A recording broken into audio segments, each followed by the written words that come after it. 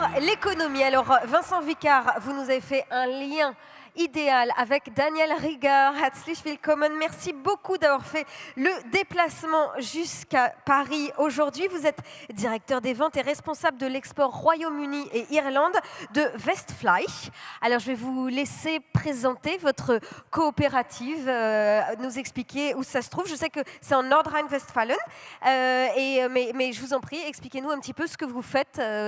Voilà. Non, en allemand quand même, voilà. On veut vous entendre. Certes, on n'est pas nombreux, mais certains pourront vous comprendre. Okay. Zunächst einmal Bonjour. Entschuldigen Sie, dass ich kein Französisch spreche. Ich arbeite für Westfleisch. Westfleisch ist ein Unternehmen, eine Genossenschaft, die mit 4.500 Landwirten oder die von 4.500 Landwirten besessen und geführt wird. Wir sind im Bereich Schlachtung und Zerlegung tätig. Wir machen 170.000 Schweine in der Woche, 8.000 bis 9.000 Rinder. Ich muss das ja alles aufschreiben und dann auch sagen. Oui, bonjour, merci beaucoup de votre invitation. Donc, je viens de la société Westfleisch. C'est une grande entreprise, donc une coopérative qui regroupe 4 500 exploitants, donc agriculteurs, qui possèdent ce groupement de coopératives et qui l'organisent. Nous nous sommes spécialisés dans l'abattage et dans le découpage. Donc, il y a un taux d'abattage de 170 000 porcs et de 8 à 9 000 bœufs et vaches par semaine.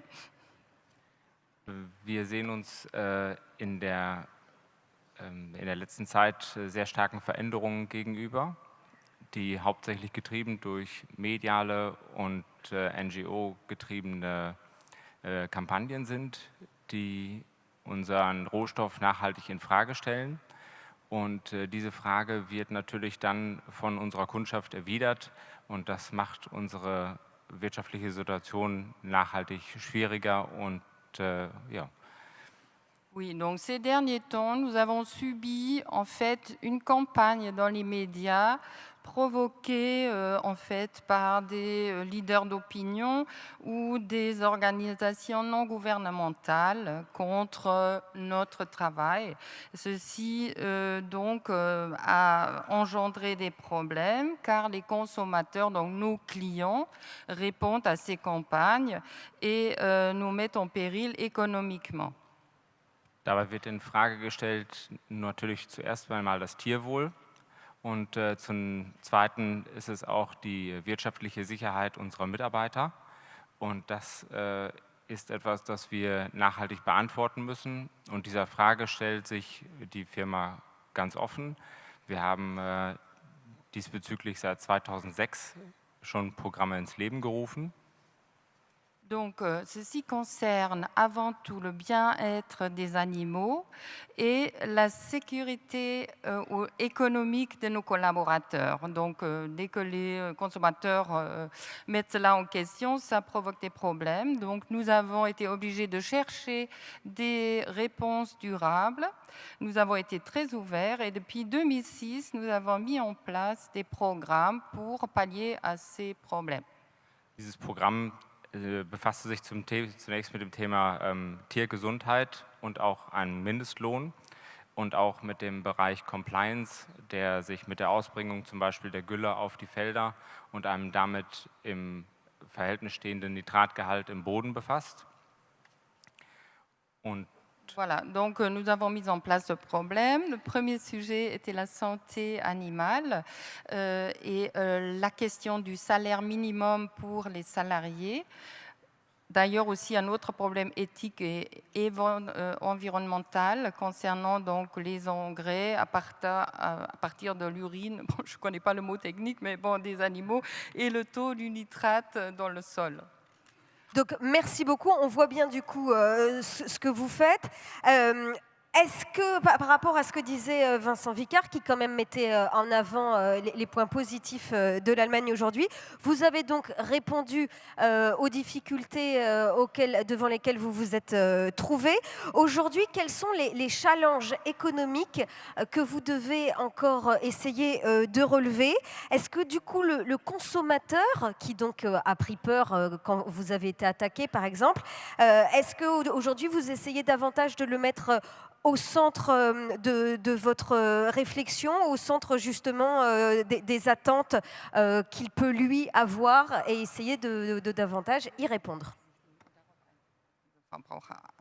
Die Frage beantworte ich gerne. Wir haben zu diesem Thema viele Lebensmitteleinzelhändler, die tagtäglich nicht nur unsere Standorte, sondern auch unsere Landwirte besuchen und sich selbst ein Bild machen können davon, wie es vor Ort aussieht und wie dort gearbeitet wird. Und anhand der Besuche kann man natürlich einiges stellen, wenn man das möchte, aber ein geschultes Auge sieht immer, ob ein System gelebt wird oder ob man nur für den Tag Theater spielt. Donc en fait, je réponds volontiers à votre question. Nous avons tenu compte des attentes des consommateurs en invitant en fait les propriétaires des magasins, donc des supermarchés, des détaillants, à nos sites et aux fermes de nos agriculteurs. Et grâce à ces visites, ils ont pu voir de leurs propres yeux comment on travaille. Et un œil expert constate tout de suite si tout ce que nous faisons et ce que faisons nos membres de la coopérative est uniquement pour la galerie ou est-ce qu'ils mettent vraiment en place un système qui est crédible. Oui.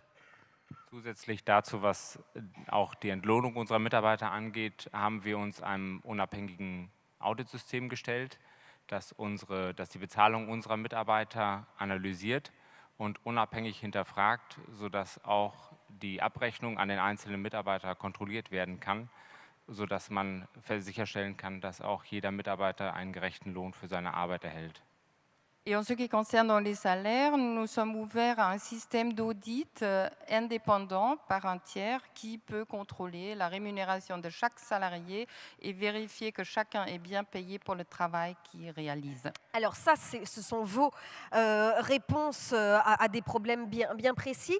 Aujourd'hui, vous devez également relever des défis, hein, comme on parlait des transitions économiques. Vous aussi, vous devez y répondre avec des changements d'attente de la part du consommateur, qui est de plus en plus exigeant, qui attend de votre part davantage, qui veut aussi plus de transparence.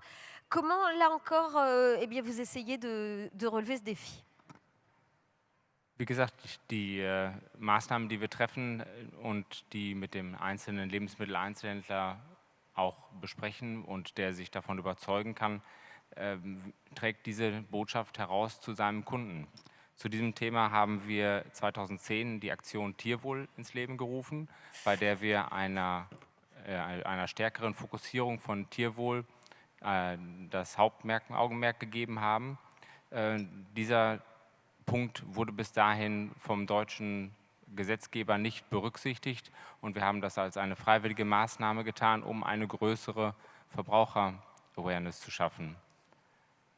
Alors, nous avons pris les mesures que je viens de vous expliquer qui sensibilisent les détaillants, qui passent le message au client final. Donc en fait, ils sont nos ambassadeurs. Et à partir de 2010, nous avons traité le sujet du bien-être des animaux.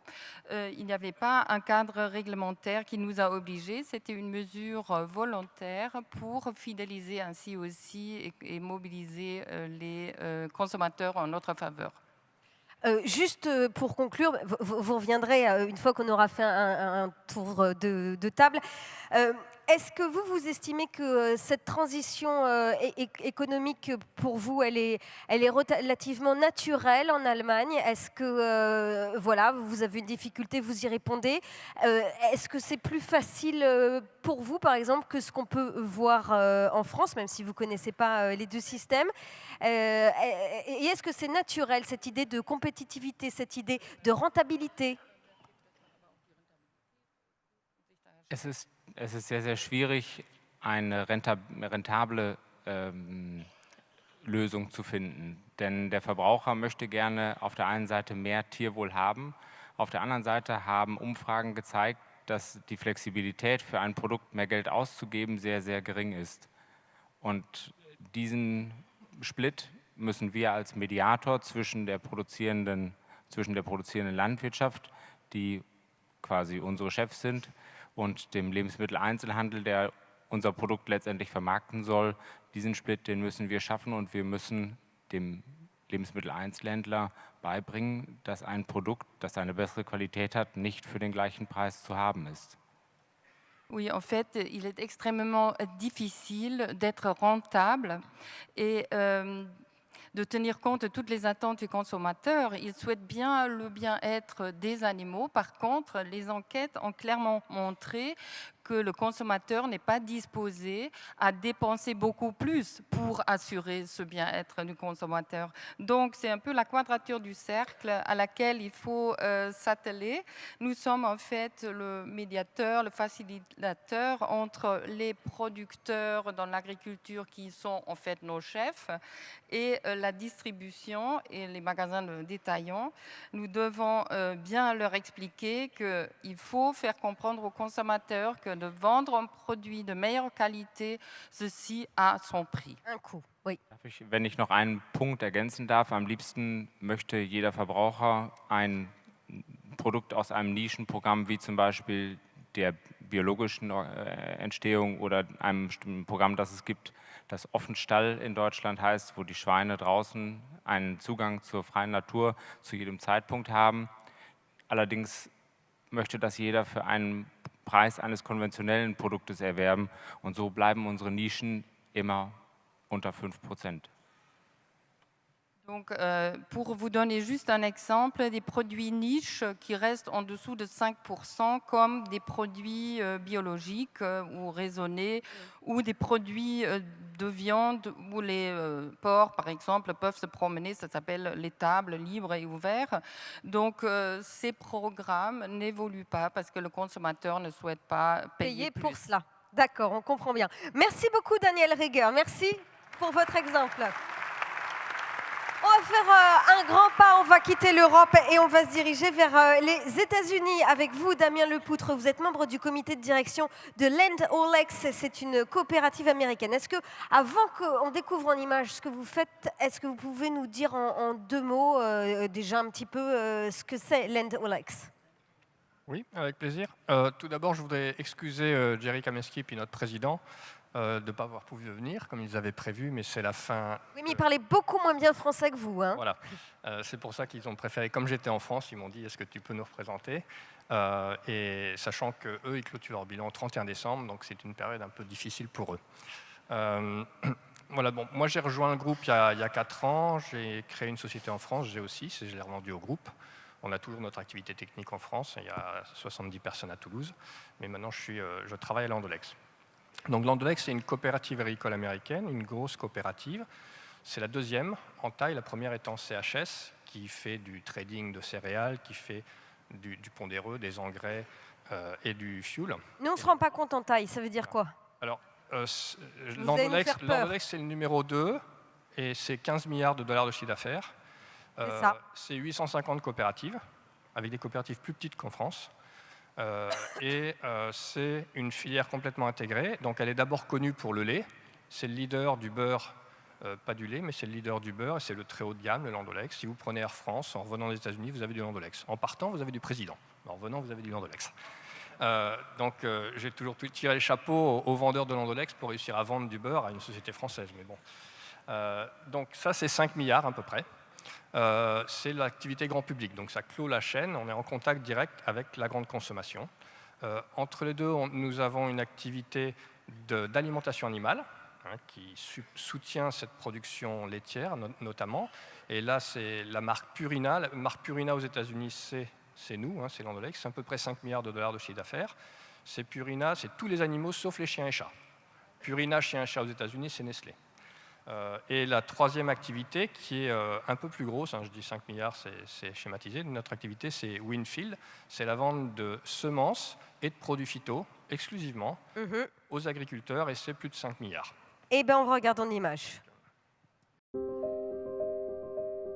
Technology, innovation, and the work ethic and the adaptation by the American farmer, we're in good hands to feed not just the United States, not just ourselves, the food, fiber, and fuel that it takes, but that we're going to feed the world.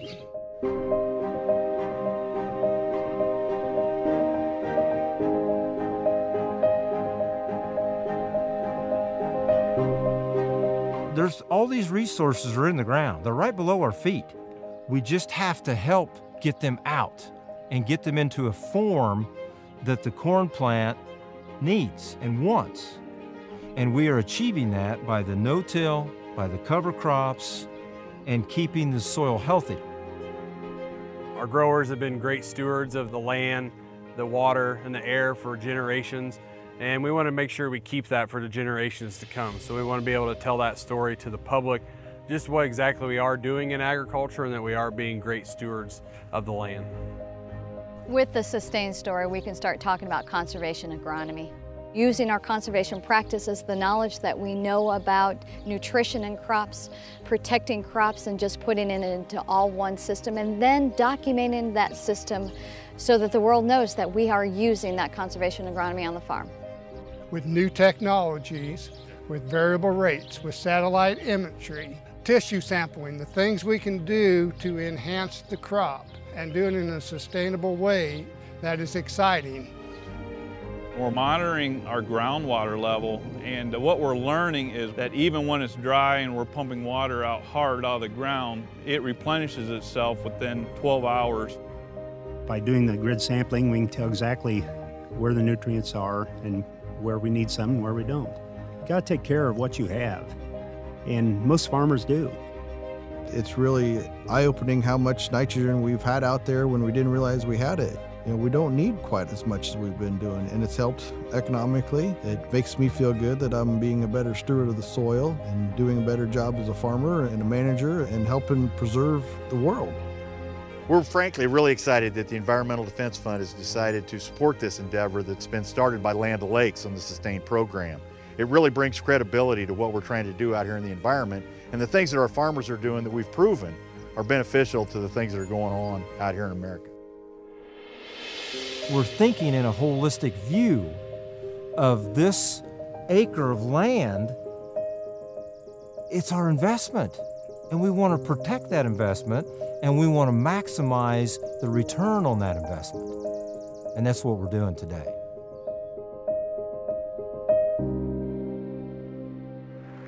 Damien Lepoutre, quand je vous ai appelé pour qu'on prépare cette table ronde, je vous ai dit là, le sujet, c'est réussir les transitions, quelle place pour l'économie. Et franchement, vous vous êtes retenu d'une part rire quand je vous posais cette question aux États-Unis, puisque pour vous, évidemment, si on parle, le business est d'abord la clé de tout. C'est ce que vous m'avez expliqué. Est-ce que vous pouvez aussi nous dire, pour vous, quelles sont aux États-Unis, quelle règle est la plus importante? Vous m'avez dit, c'est d'abord d'éviter tout ce qu'on peut faire pour qu'il n'y ait pas de réglementation. Oui, c'est-à-dire qu'on a tendance à anticiper. Aux États-Unis, surtout l'agriculteur, il n'aime pas trop la réglementation. Donc quand on sent des mouvements, il y a une action très forte et proactive pour faire en sorte que le problème soit réglé sans réglementation. Donc ça, c'est très marqué. Il y a deux grandes réglementations fédérales liées à l'environnement. C'est sur l'eau, mais ça ne touche pas l'agriculture encore aujourd'hui, parce que c'est les pollutions ponctuelles, pas les pollutions diffuses, et l'air.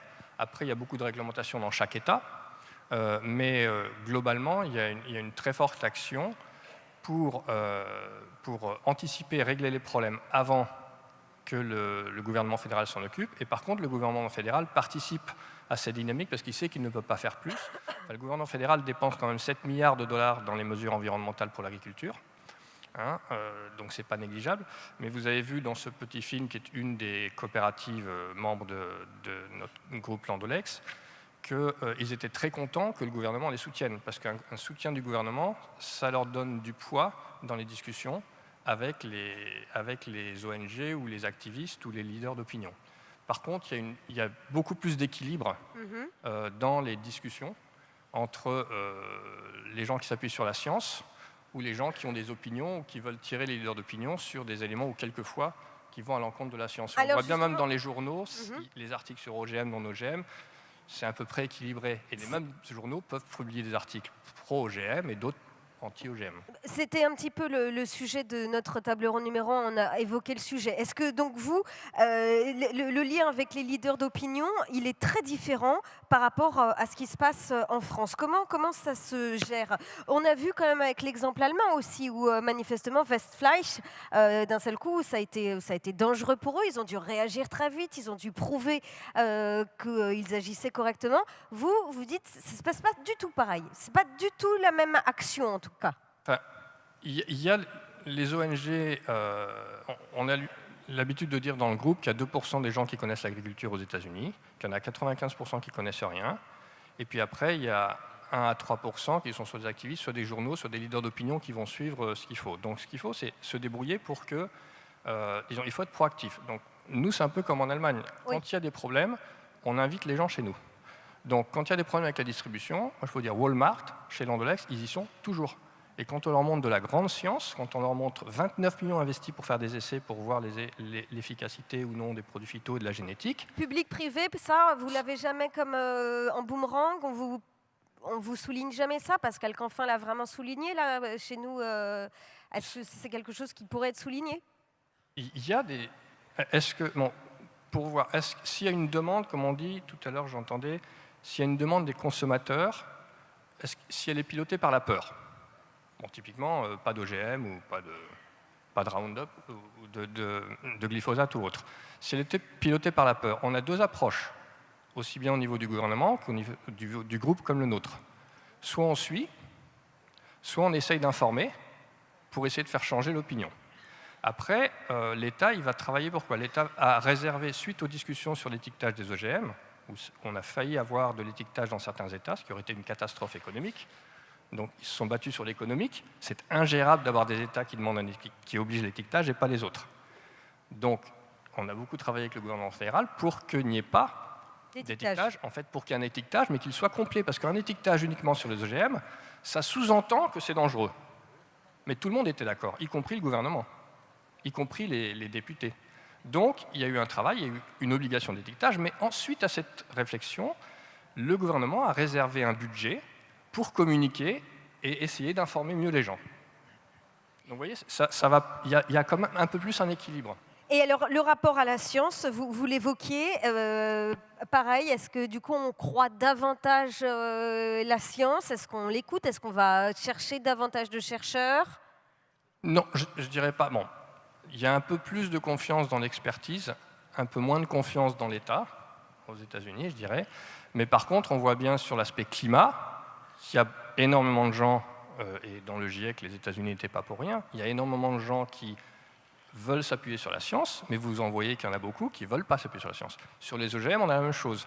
Mais quand je regarde, nous, en France, ici, pour le climat, on a l'impression qu'il y a quasiment 100% qui croient à la science, et pour les OGM, on a l'impression qu'il y a quasiment 100% des gens qui ne veulent pas regarder la science. Donc il y a moins d'équilibre qu'aux États-Unis. Mais ce n'est pas pour ça qu'il ne faut pas se battre.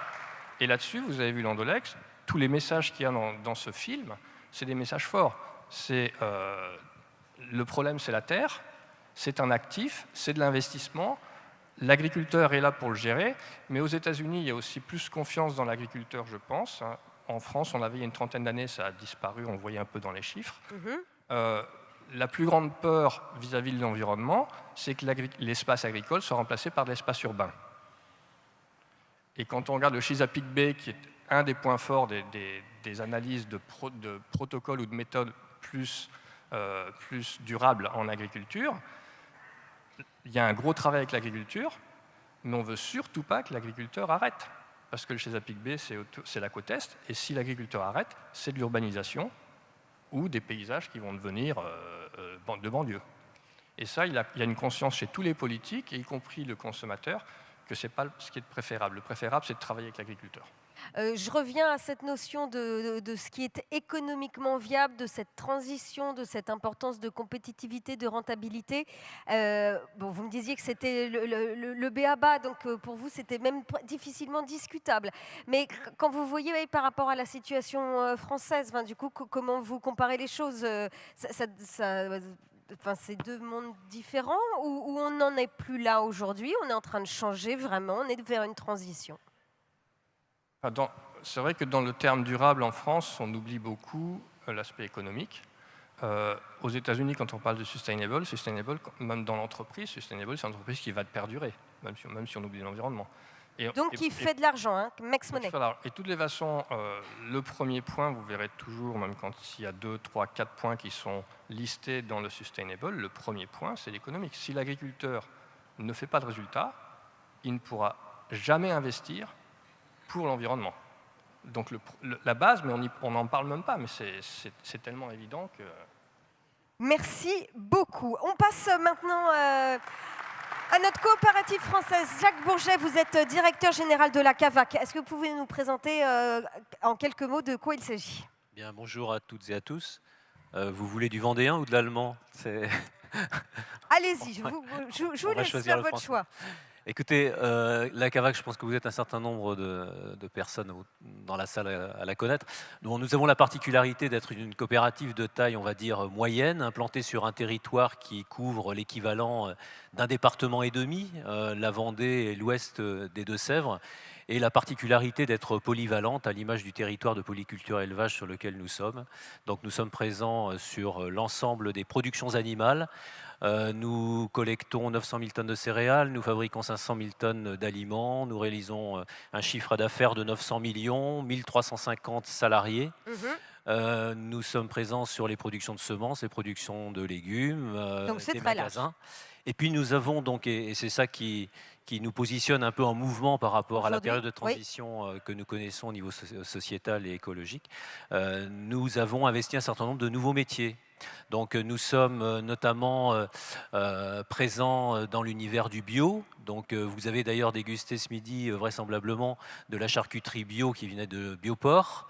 Nous sommes également le leader du pain bio au levain. D'ailleurs j'aurais peut-être été plus inspiré d'apporter du pain parce qu'on a manqué de pain alors qu'on n'a pas manqué de charcuterie. Donc on est présent également sur le pain. On est également présent sur la transformation en produits d'isolation pour le bâtiment de fibres végétales, notamment de chanvre et de lin. Ah oui, donc en effet, c'est très très large. Et puis voilà, la méthanisation, et des concepts également. Et concepts, agriétiques. Votre volonté surtout, c'est d'aller à la conquête du monde. Est-ce que vous pouvez nous expliquer ce que ça veut dire? C'est pas la conquête du monde. Vous m'avez dit la conquête du monde. Moi, je me suis... Non, je ne vais pas parler de conquête du monde. D'ailleurs, effectivement, on a la particularité de ne pas aller, ou très peu, à l'international en direct aujourd'hui. On a plutôt investi des métiers de proximité qui font du sens pour notre territoire.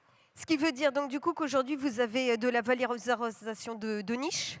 Oui, on est plutôt sur ce créneau-là, dans la mesure où nous sommes justement plutôt taillés, compte tenu de notre dimension, pour investiguer des métiers de niche plutôt que de la conquête internationale. Alors, pourquoi je vous pose la question? C'est justement pour voir, toujours par rapport à notre sujet sur les transitions, comment cette dimension économique, vous l'appréhendez. On a vu l'exemple allemand, on a vu l'exemple américain, on veut l'exemple français. Comment aujourd'hui, step by step, on rentre? Quelles sont les clés de la réussite?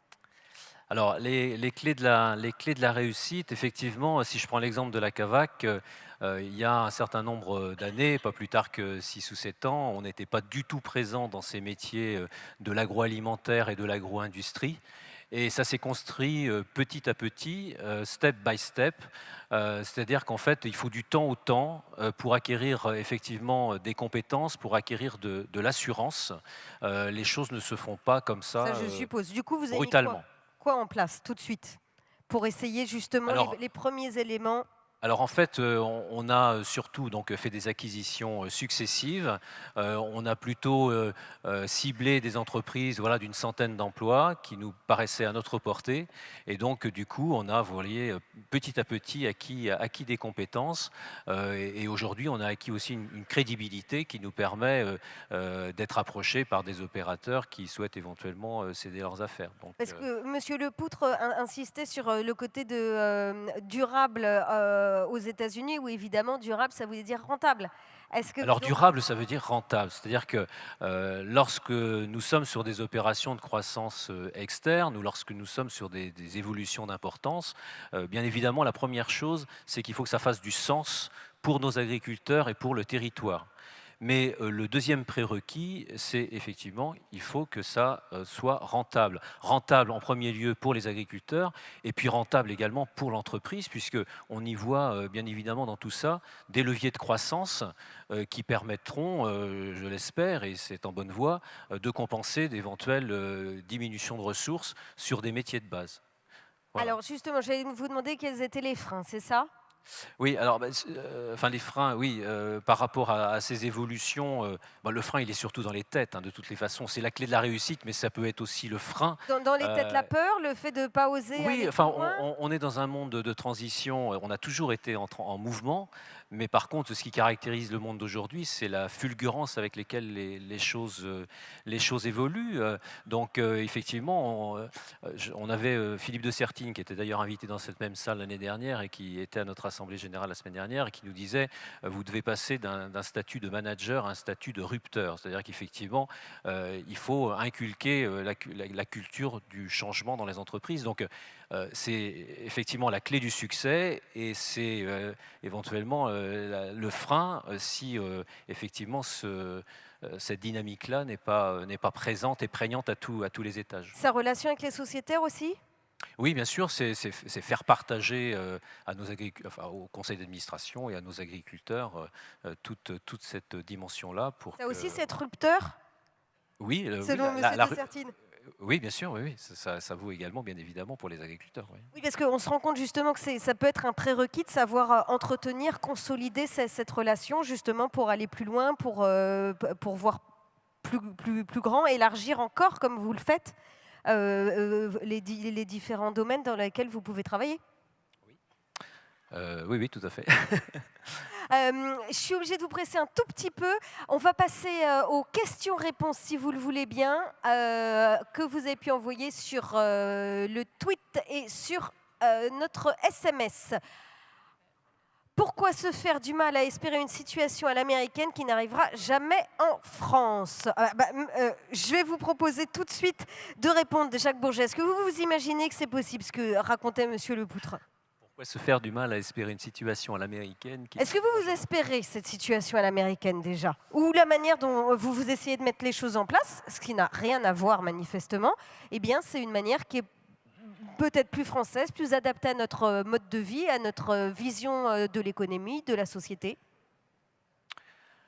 Oui. C'est pas vous répondez à la première question. Pardon ? Alors, donc, du coup. Non, ça, c'est pas vous. Ne perturbez pas les questions. Est-ce que vous pouvez nous remettre, est-ce que cette situation à l'américaine, est-ce qu'elle est souhaitable ou elle n'est pas souhaitable pour vous ? C'est même pas une histoire d'être souhaitable, c'est-à-dire qu'elle est, à mon avis, inenvisageable. Enfin, je crois que c'est surtout ça. Est-ce que ça peut être un modèle pour vous, là, aujourd'hui, quand même, sans l'appliquer exactement ? Est-ce que, il y a des choses qui sont... Quand on pense vraiment rentabilité, quand on pense économie, est-ce qu'on se dit, il faut peut-être copier des choses ? Non, mais il est indispensable que... je crois que la clé de tout, c'est de laisser du temps au temps. Et c'est vrai que les associations qui nous poussent, qui nous talonnent pour faire des choses brutales, c'est incompatible effectivement avec le pas de temps qui est celui des entreprises et celui de l'agriculture. Effectivement, on peut réussir des belles choses, mais effectivement, il faut effectivement une progressivité. Et nous-mêmes, je vous dis, on n'a pas fait les choses brutalement. Donc on peut faire en sorte que les filières puissent être rentables et être toutes les vertus, mais effectivement, il faut laisser du temps au temps. Monsieur Vicard. Mais juste un élément supplémentaire. Il me semble qu'une des choses qui ressort, c'est aussi la différence entre les consommateurs américains et les consommateurs européens et la valorisation des aspects de la responsabilité sociale de l'entreprise, au-delà de la survie de l'entreprise, justement, avec la qualité de vie animale, la qualité de vie au travail, qu'on a vu tout à l'heure dans l'exemple allemand. Et ça correspond aussi à un modèle de production, puisque les marchés sont les principaux marchés, le marché domestique est le principal marché. Et donc je pense qu'il ne faut pas se tromper, il faut aussi construire sur les forces de chacun des modèles. Il y a des modèles différents, on ne changera pas les modèles du jour au lendemain, comme vous le disiez, et il faut aussi construire sur les forces, et notamment, par exemple, la reconnaissance des normes, de la qualité, du sourcing,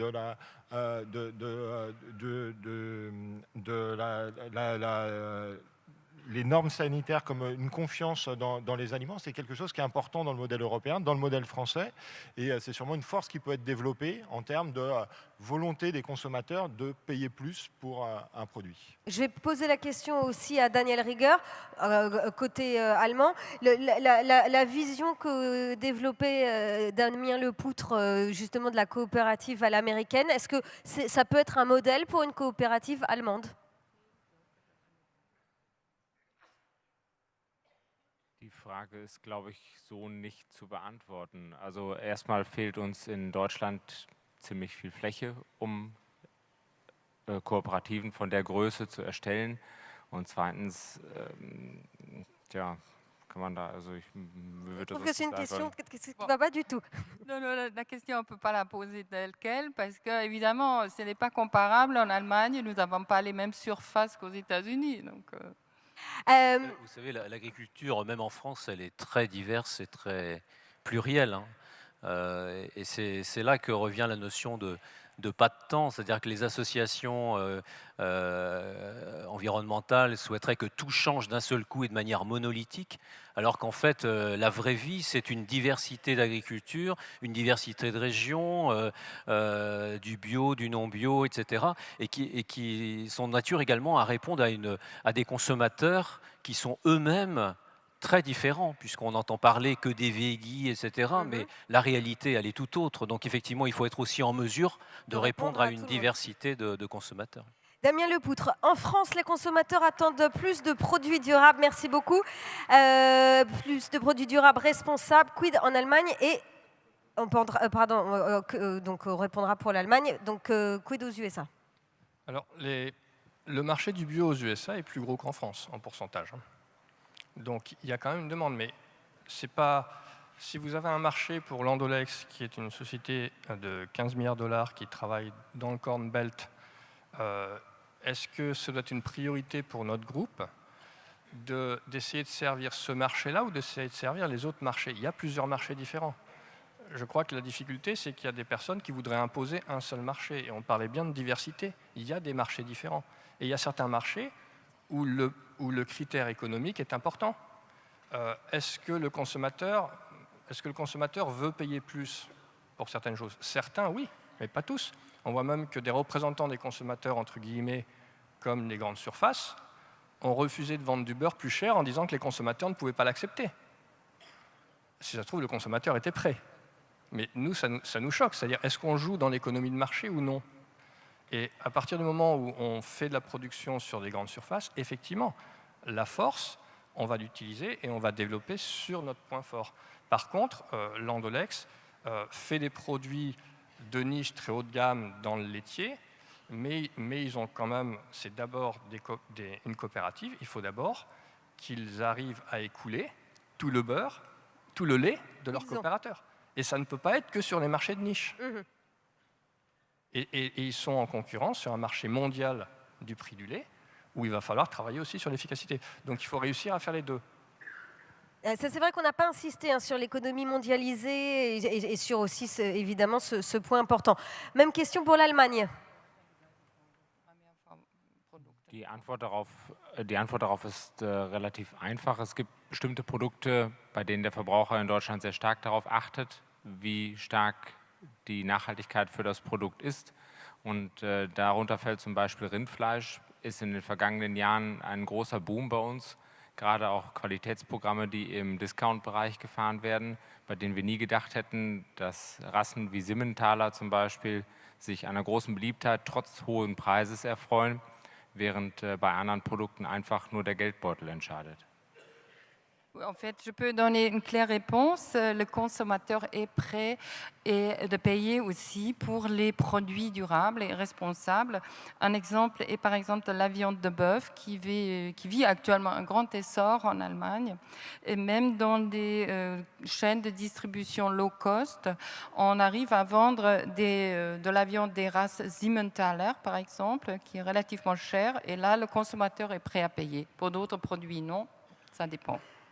Merci beaucoup, messieurs.